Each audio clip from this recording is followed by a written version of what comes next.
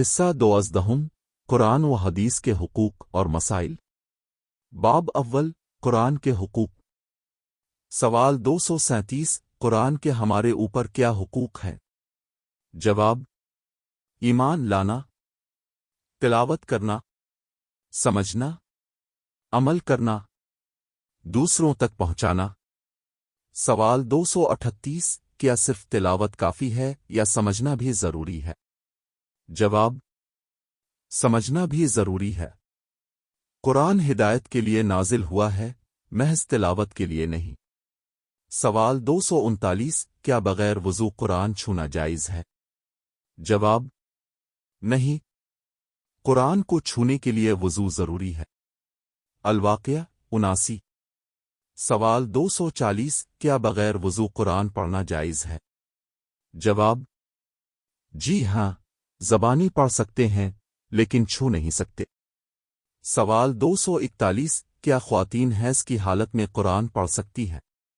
جواب: بغیر چھوئے تلاوت کر سکتی ہیں، خاص طور پر تعلیم اور ذکر کے لیے۔ باب دوم قرآن کی تلاوت کے آداب۔ سوال 242 قرآن کی تلاوت کرتے وقت کن باتوں کا خیال رکھنا چاہیے؟ جواب: وضو کرنا، آہستہ اور خوش الحان سے پڑھنا، معنی پر غور کرنا، شیطان سے پناہ مانگنا۔ سوال 243 کیا قرآن کو گانے کے انداز میں پڑھنا جائز ہے؟ جواب: جی ہاں، اگر حدود شریعت کے اندر ہو اور اصل مقصد خشوع و خضوع ہو۔ سوال 244 کیا تلاوت سنتے وقت خاموش رہنا ضروری ہے؟ جواب: جی ہاں، قرآن میں ہے جب قرآن پڑھا جائے تو اسے غور سے سنو اور خاموش رہو۔ الاعراف 204۔ سوال 245 کیا تلاوت میں غلطی کرنا گناہ ہے؟ جواب: نہیں، اگر جان بوجھ کر نہ ہو۔ کوشش کرنے والے کو دوہرا اجر ملتا ہے۔ مسلم۔ سوال 246 کیا قرآن ختم کرنے پر دعا کرنا ثابت ہے؟ جواب: جی ہاں، صحابہ کرام ختم پر دعا کیا کرتے تھے۔ باب سوم حدیث کی اہمیت۔ سوال 247 قرآن کے بعد سب سے بڑی ہدایت کا ذریعہ کیا ہے؟ جواب: حدیث۔ قرآن کے احکام کو سمجھنے اور عمل کرنے کے لیے سنت ضروری ہے۔ سوال 248 کیا صرف قرآن کافی ہے یا سنت بھی ضروری ہے؟ جواب: سنت بھی ضروری ہے۔ نبی نے فرمایا: جس نے میری سنت کو چھوڑ دیا اس کا مجھ سے کوئی تعلق نہیں۔ بخاری۔ سوال 249 کیا حدیث وحی ہے؟ جواب: جی ہاں، قرآن میں ہے وہ اپنی خواہش سے نہیں بولتے، یہ تو وحی ہے جو ان پر کی جاتی ہے۔ النجم 3-4۔